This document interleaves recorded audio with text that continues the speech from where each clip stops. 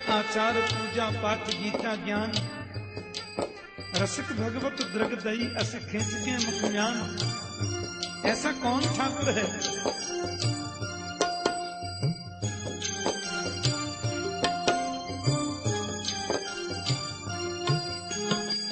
कृपा करो हरिदास के स्वामी, बांके बिहारी अंतर्यामी।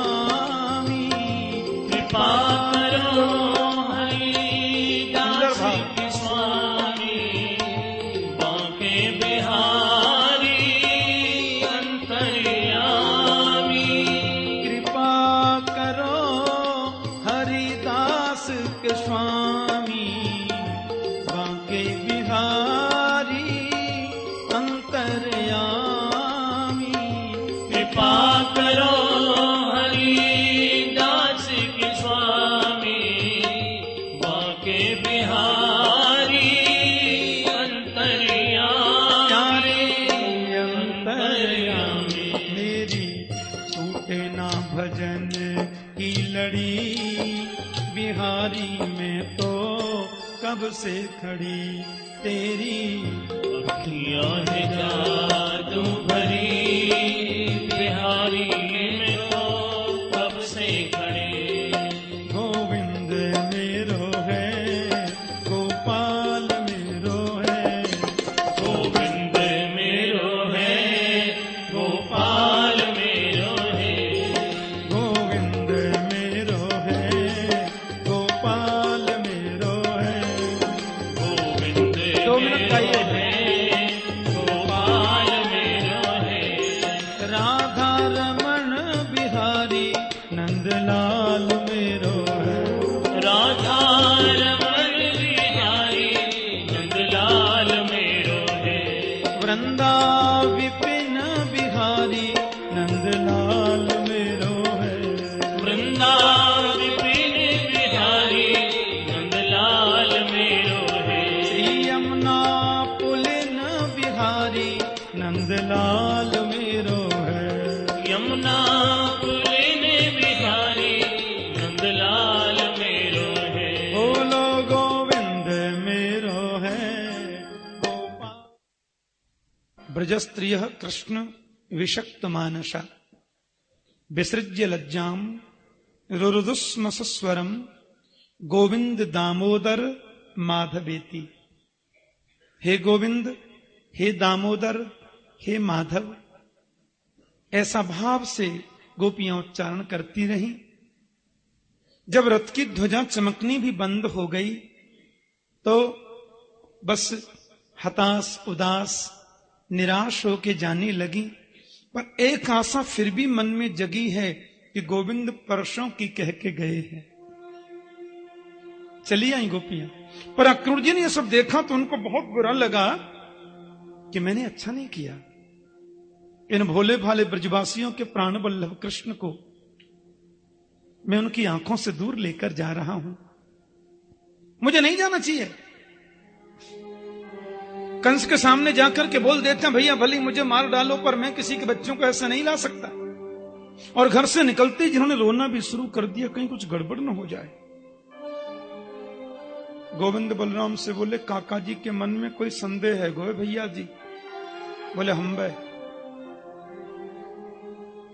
कन्हैया बोले, काका जी भूख लग रही है, कुछ खावे के ताई मिलेगा? अक्रूर बोले, हो गया कल्याण। अब युद्ध में तो पता नहीं कितने समय तक भोजन उपलब्ध ही न हो। यदि युद्ध छिड़ गया तो घर से निकलते ही भूख भी लग आई। ऐसा है, इनको कुछ फल वल खिला के वापस कर आऊंगा नंद जी के यहां, और कंस से कर दूंगा, मार डाल भैया हमको, हम किसी के बच्चे नहीं ला सकते। हाँ, थोड़ा संदेह ज्यादा बढ़ गया। और जैसे ही अक्रूर जी ने फल लाने से पहले यमुना में डुबकी लगाई तो देखा तो 1000 फण वाले शेषनाग के ऊपर मेरे गोविंद शयन कर रहे हैं। अक्रूर बोले, तो रथ में बैठे थे। अंदर देखें तो वहां वही, और बाहर देखें तो रथ में भी मेरे गोविंद वही। अक्रूर जी का संदेह निवृत्त हो गया। प्रभु की बड़ी सुंदर स्तुति जल में भीतर ही कर रहे हैं। न तो उसमें हम तो अखिल हे तुम नारायणम पूर्षमाद्यमव्ययम यन्ना भी जाता दरविंद कोशात ब्रह्मा विरासित यत श्लोक। बड़ी सुंदर भगवान की स्तुति गाई, समझ गए कि नारायण ही तो है ये।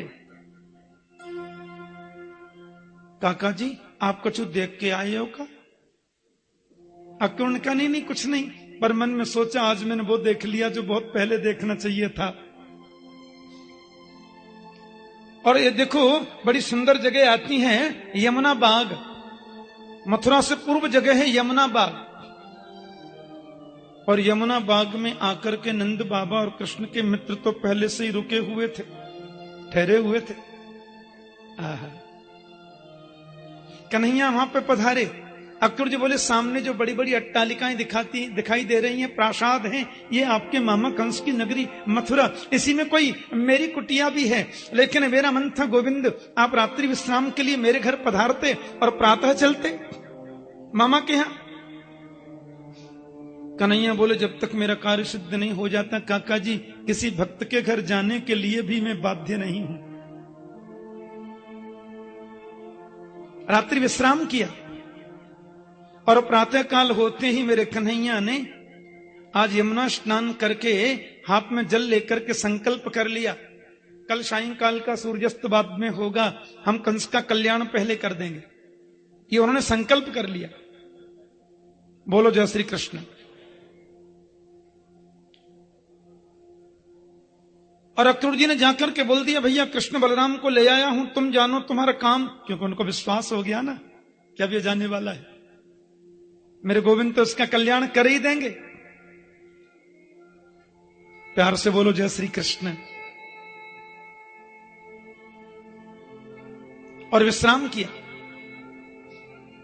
सवेरे होते कन्हैया नंद बाबा से बोले बाबा हमने मथुरा में भ्रमण करबे जानो चाहे। बाबा ने की जाए तो रहे हो पर काऊ तो सारे मत कह दीजिए।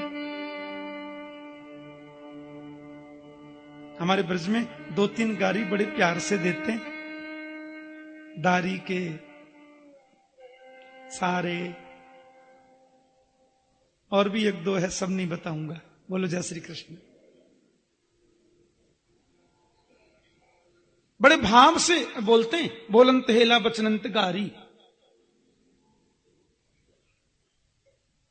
भैया मथुरा की ये कंस की नगरी मथुरा का उतने कछु ऐसे मत कहियो ना है बाबा। अब तो मथुरा की नर नारियों को पता चला कि गोविंद आ रहे हैं, तो प्रासाद शिखरारूढ़ा प्रत्युत्फुल्ल मुखंबुजा अभ्यवर्षं सौमनस्यै प्रमदावल केशव। अपने महल की अटारियों पर माताएं खड़ी हो गईं कि कंस ने निर्देश दिया कि मार्ग में आकर कृष्ण का कोई स्वागत नहीं कर सकते। माताएं बोली हमें तू मार्ग में स्वागत न करन देगो, अपनी अटारी पर चढ़ के फूल बरसा देंगे तो थोड़ी रोक लेगो। इसलिए अभ्यवर्षण सौ मनस्य प्रमदा बल के सबऊ। कृष्ण बलराम दोनों के ऊपर माताएं सुमन वृष्टि कर रही हैं। सुमन का मतलब सुंदर मन भी तो होता है। मेरे गोविंद को सुंदर मन ही चाहिए और उन्हें कुछ भी तो चाहिए नहीं। सुमन वृष्टि कर रही हैं, आपस में वार्ताएं भी कर रही हैं। एक बोली जो गोरे गोरे कौन है? बोले देखने में छोटे लगे, इनको ही नाम बलराम जी है। जब इनको क्रोध आवे तो सिर पे एक मुक्का ऐसो लगा में एक में ही राम नाम सत्य कर दें।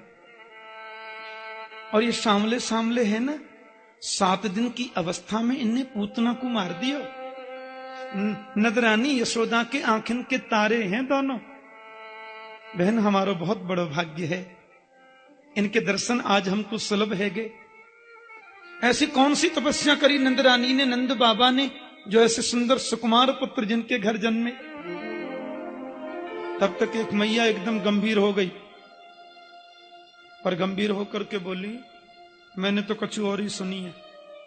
तुमने कहा सुनी है? जी मैंने सुनी है, दुष्ट कंस ने दोनों भाई मारवे के ताई बुलाए हैं। अंदर की बात जितना जल्दी इनको पता होती उतना किसी को नहीं होती। बोलो जय श्री कृष्ण। हाँ, मातृ स्वभाव होता है। कहीं कथा करने जा रहे थे मैं, तो बीच रास्ते में जब व्यास मंडप की ओर जाते हैं ना, तो मैंने देखा पीछे 10-5 माताएं आपस में चर्चा कर रही थी। एक मैया बोली 3 घंटा सवेरे बोलते हैं, 3 घंटे शाम को बोलते हैं, गला कभी बैठता नहीं, महीने में 3-3, 4-4 कथा कर जाते हैं, कैसे चलता है? दूसरी बोली 5 किलो दूध सवेरे 5 किलो शाम को पीते हैं, खाली दूध थोड़े, घी भी डालते हैं इतना, राम जाने जो 1 गिलास ज्यादा कभी पिया हो। बोलो जय श्री कृष्ण। पर मुझे कैसे लगा कि देखो इनको माताओं का वात्सल्य, इनकी शुभकामनाएं, इतना बोलने वाले को आधा मन दूध तो पीना ही चाहिए।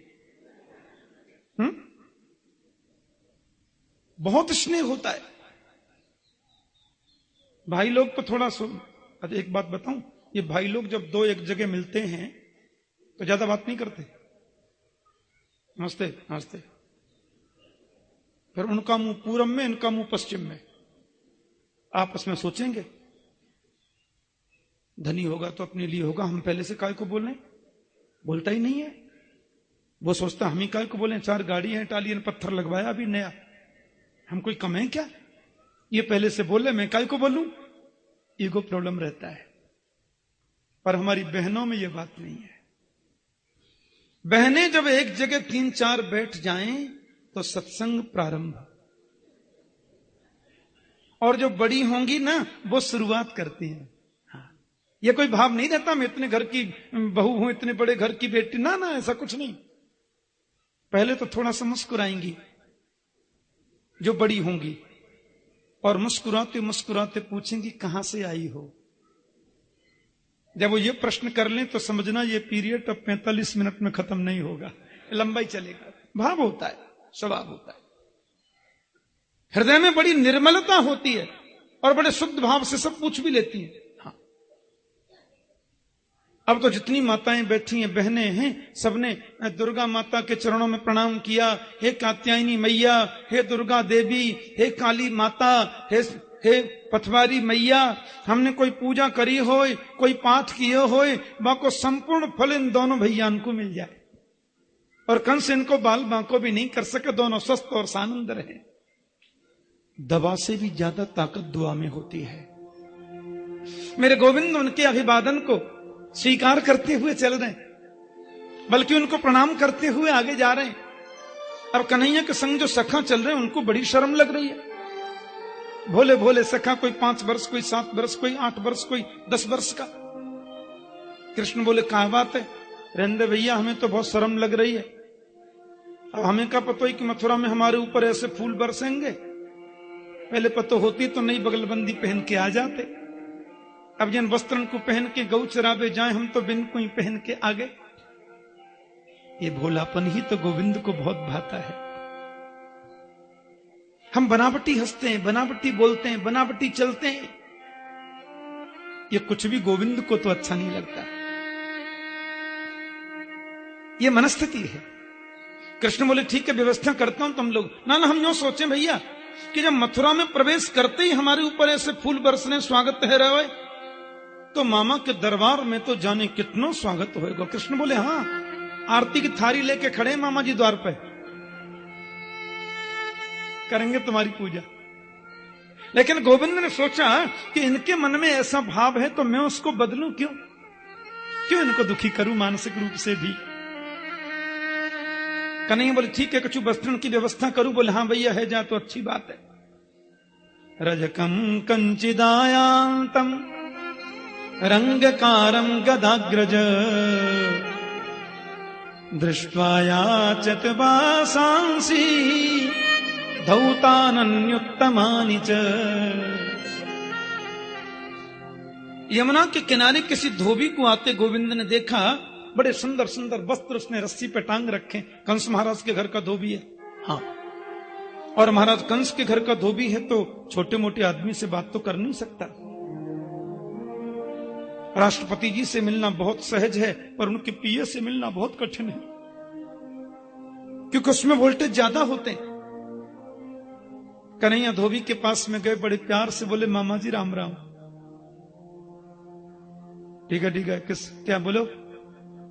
बोले मामा जी हम कंस महाराज के खास भांजे हैं, हमारे साथ में ये जो सखा आए हैं ना, ये सखा हैं, हमारे मित्र हैं, इनके पास में वस्त्र नहीं है, आपके यहां बड़े सुंदर वस्त्र टंगे हैं, इनमें से 10-5 हमको दे दो, मामा जी से मिलकर लौटेंगे तो वापस कर देंगे। धोबी ने कहा, पोखर का पानी पिया, जंगल में गौ चराई, गोप लोग हो तुम लोग, और ख्वाब देखते हो महाराज के वस्त्रों को पहनने का। मेरी आंखों के सामने से चले जाओ, नहीं जो काम महाराज कंस करेंगे वो मुझे ही करना पड़ेगा। वो तो दंड लेखन के गोविंद को मारने के लिए दौड़ा, कन्हैया की उंगली पकड़ के नन्हा सा सखा चल रहा था 5 वर्ष का। उसने गोविंद की ओर देखा और बोले, जी बोले कैसे भैया? लाला होगी सो देखी जाएगी, तो पूतना बारे हाथन ने दिखा दे, और पीछे कछू हो तो मैं हूं। कन्हैया ने तो उसको गले से लगाया, तुम्हारे ऐसी स्नेह तो मुझे तुम्हारा कर दिया। कन्हैया बोले, देखो आप हमको वस्त्र नाए दोगे तो हम मामा जी से शिकायत कर देंगे, खास भांजे हैं। धोबी ने कहा, मेरी आंखों के सामने से चले जाओ, मुझे सब मालूम है, तुम लोग कितनी देर के मेहमान हो, बड़े आए मामा के भांजे। डंडा लेकर के मारने को दौड़ा तो मेरे गोविंद ने उसके मुखमंडल पर एक तमाचा दिया, बेचारे का शरीर धड़ से अलग होकर नीचे गिर पड़ा, राम नाम सत्य हो गया। अम्मा जितने धोबी थे सब पोटला छोड़ छोड़ के भागे, कंस के जितने सैनिक थे, भैया पूतना मारवे बारो आ गए, पूतना मारवे बारो आ गए। कन्हैया बोले, अब जितने वस्त्र तुमको पहनने पहनो। सबने खोली पोटली। राजाओं के वस्त्र जो होते हैं बड़े चमकने चमकने होते हैं ना, कृष्ण के मित्रों ने उन वस्त्रों को पहन तो लिया, पर कोई नाप से तो बने नहीं थे। सो 1.5 हाथ नीचे बाजू लटक रही है, रास्ते में चलते हैं तो बिना झाड़ू के सड़क सफा हो रही है। भैया रहने दे, ये तो मगनु से लगे हैं। कृष्ण बोले, करता हूं व्यवस्था। ततस्तु बायक प्रीतस्तयोर वेशम अकल्पयत। प्रभु एक दर्जी के घर पधारे, ध्यान देना, ये दर्जी भी कंस का नौकर है, कृष्ण का भक्त है, बाहर तो आ नहीं सकता। अपने द्वार पर आकर और खिड़की में से कहता है, आओ ना गोपाल, मुरलीधर पधारो ने मेरी कुटिया में। कन्हैया उसकी कुटिया में गए और दर्जी ने स्वरूप के अनुरूप उनके वस्त्रों को बना दिया। गोविंद को भी तिलक लगाया, बलराम जी को भी प्रणाम किया, सबके वस्त्र सुंदर बना दिए।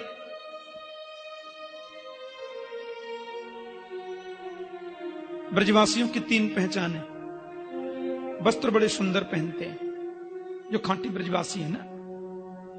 माथे पे खूब चंदन लगाएंगे, गले में माला धारण करें। ब्रजवासी बोले, लाला देख, वस्त्र तो हमारे ठीक है गए, पर माला होनी चाहिए नेक। ततः सुधाम्नो भवनम मालाकारस्य जगमतु। सुदामा नाम के माली के घर मेरे गोविंद पधारे, और सुदामा माली ने कन्हैया को माला पहनाई, श्री बलराम जी को पहनाई, मित्रों को पहनाई। राजमार्ग में गोविंद जब मथुरा में प्रवेश कर रहे हैं, सामने से एक बड़ी विचित्र नारी आ रही है, परीक्षित। 3 जगह से कमर है उसकी टेढ़ी, कमर टेढ़ी है, चेहरा सुंदर नहीं है, चमड़ी काली है, इसलिए मुंह को ढक के रखती है। बड़ी विचित्र स्त्री है।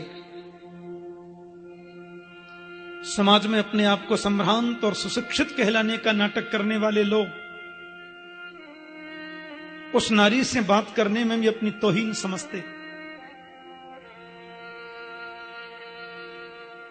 ये परिस्थिति बड़ी विचित्र है। हम दिखते कुछ हैं लेकिन होते कुछ हैं। ये सामाजिक दृष्टि है। अपने जीवन के कितने ही वसंत उस नारी ने पूर्ण कर लिए, लेकिन समाज के किसी वर्ग ने, किसी व्यक्ति ने उससे यह भी नहीं पूछा कि तुम हो कौन। चेहरे को ढक के रखती, हाथ में लगी है चांदी की कटोरी, भरा है केसर युक्त चंदन, और जैसे कन्हैया के सामने होकर वो नारी निकली, मेरे गोविंद मुस्कुराकर बड़े प्यार से बोले, का त्वं वरोर्वै यदुहानुलेपनम्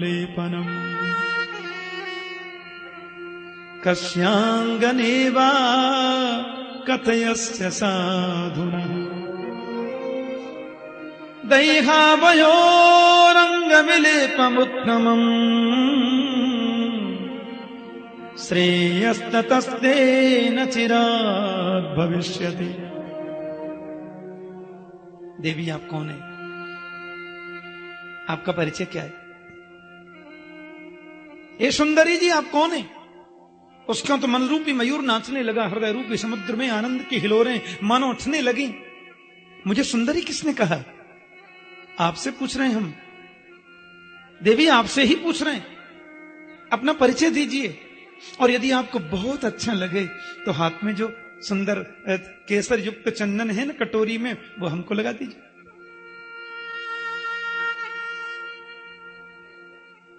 ये बात सुनी,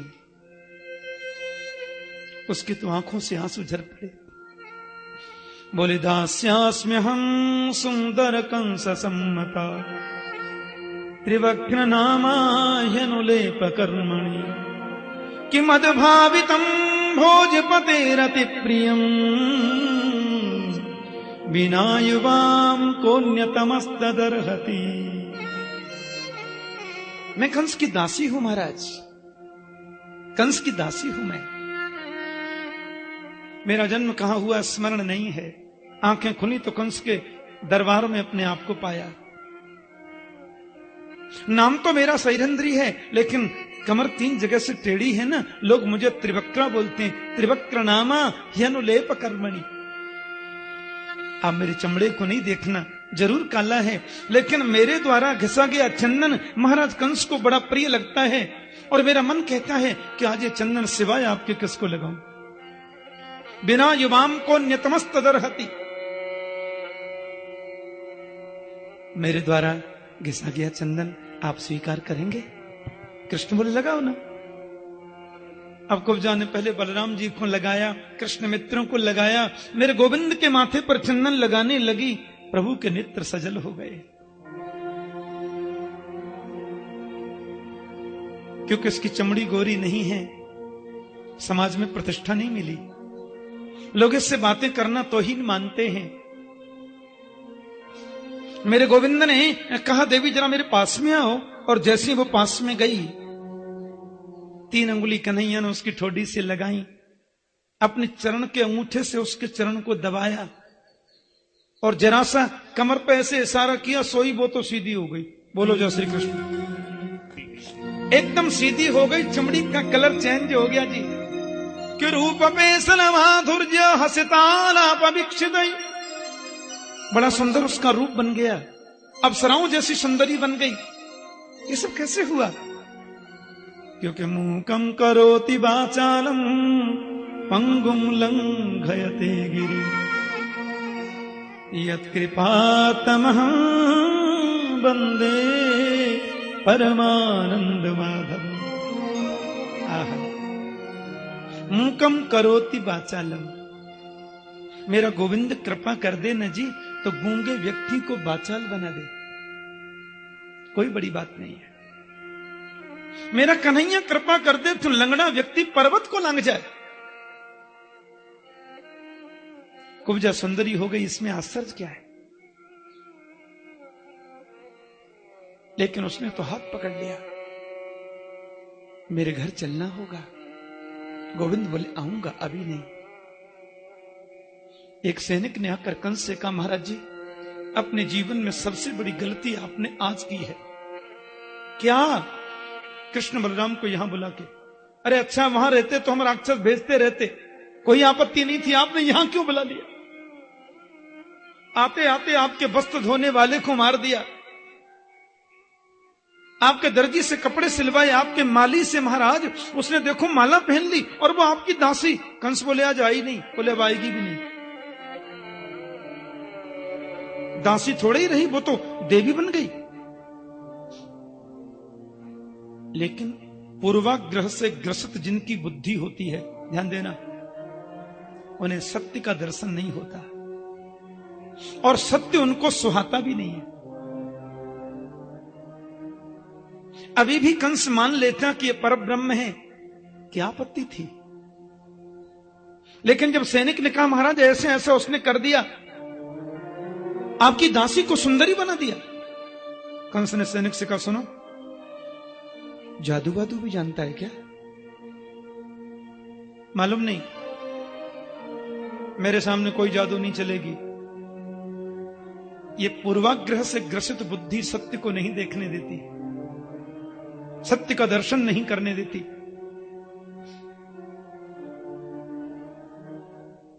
भगवान शिव का धनुष जहां रखा हुआ है, गोविंद चले गए और करेण बामेन सलील मुद्रितम सज्जम च कृत्वा निमिषेण पश्यताम। बाएं हाथ से धनुष को उठाया मेरे गोविंद ने, और जैसी प्रत्यंचा चढ़ाई, धनुष के 2 टुकड़े हो गए। और धनुषो भज्यमानस्य सद्यः खम रोदिशिम दिश। इतनी जोर से शब्द हुआ धनुष टूटने का, कंस गिरते गिरते बचा। काय की आवाज थी? बोले, महाराज अनर्थ हो गया है। क्या हुआ? बोले, शिव धनुष कृष्ण ने तोड़ दिया। आपने सुना था ना परसों, शंकर जी ने जब धनुष दिया तो कहा था, नारायण के अलावा ऐसे कोई तोड़ नहीं सकता, जो 2 धनुष तोड़ देगा वो तुमको छोड़ नहीं सकता। भोजन करने बैठा सो दाल में जीरा भी कृष्ण दिख रहा है, पानी पीने बैठा तो लोटा में भी कृष्ण का दर्शन होता है। रात को सोया तो सपने बड़े विचित्र देखना है, स्वप्ने प्रेत परिस्वंग ऐसा लिखा है। प्रेतों के संग देखना है, तेल में नहाते हुए सपना देखना है, गधे पर सवारी निकल रही है सपना दिख रहा है। ये सब अशुभ है, ऐसा स्वप्न अच्छा नहीं होता। बोलो जय श्री कृष्ण। सैनिक बोले, आप बिल्कुल चिंता मत करिए, जंग लग गई थी, पुराना था, टूट गया तो टूट जान दो, हम मर थोड़ी गए। मैं मुष्टिक, मेरे साथी चांडूर, छल तोशल, हम बड़े बड़े मल्ल पहलवान हैं, महाराज आपके सेनापति हैं। अभी तो हमने मुख्य द्वार पर तो कुवलिया पीढ़ हाथी रख रखा है, हाँ अंदर आने दो, हाथी नहीं छोड़ेगा, हजारों हाथियों का बल है अकेले में, और अंदर आ गया तो आपकी आंखों के सामने हम मार देंगे। कहते हैं मेरे गोविंद ने कुवलिया पीढ़ हाथी का भी कल्याण कर दिया, और कृष्ण बलराम ने उसके दोनों दांत उखाड़ के हाथ में पकड़ लिए। अब रंग भूमि बनी है बड़ी सुंदर। क्रीड़ा क्षेत्र होता है ना, उसको संस्कृत में रंग भूमि या क्रीड़ांगण बोलते हैं। अभी उसको स्टेडियम बोलने लग गए। उसका शुद्ध नाम है रंग भूमि, जहां पर कुछ सांस्कृतिक कार्यक्रम और छोटी मोटी क्रीड़ा भी होती हो। 50 सिद्धि ऊपर सिंहासन पर महाराज कंस बैठे रंगभूमि में, और महाराज एक तरफ वहां वृद्धा माताएं बैठी हैं, एक तरफ वृद्ध पुरुष लोग बैठे, पगड़ी बांधकर बाबा दादा सब लोग बैठे। जटाधारी संत विराजमान हैं, योगी। एक तरफ देखा तो बड़े बड़े ज्ञानी जन विराजमान हैं, एक तरफ चतुर्वेद के विद्वान ब्राह्मण लोग बैठे हैं, चतुर्वेद के प्रकांड पंडित। एक तरफ देखा तो कुछ किसान लोग ब्रजमंडल से आए हैं, वो लोग भी बैठे। कुछ ग्वाल बाल लोग बैठे हुए हैं जो ब्रज के आसपास के क्षेत्र से पधारे हैं। एक तरफ युवती स्त्रियां भी बैठी थी, कुछ बालक बालिकाएं भी थे। एक तरफ मल्ल लोग बैठे, देश देशांतर से आए हैं। 50 सिद्धि ऊपर सिंहासन पर महाराज कंस बैठे, और मेरे गोविंद उस रंग भूमि में प्रवेश कर रहे हैं। कृष्ण और बलराम, सुखदेव जी के शब्दों में सुनिए, एक ही कृष्ण वहां अलग अलग रूप में दिखाई कैसे दे रहे हैं। बोलो जय श्री कृष्ण।